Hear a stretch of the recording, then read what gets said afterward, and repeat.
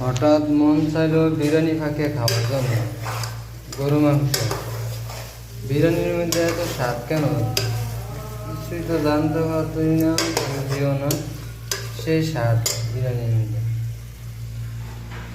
আর বিরিয়ানির চাউল হয়েছে গ্যালাক্সি।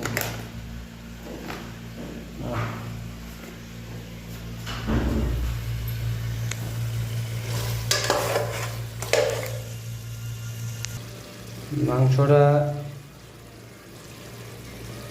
কষানো কি হয়েছে না হয় না, আমার কাছে তো মনে হয় হয়ে গেছে। এখন আমরা মাংসের মধ্যে পানি ঢালবো।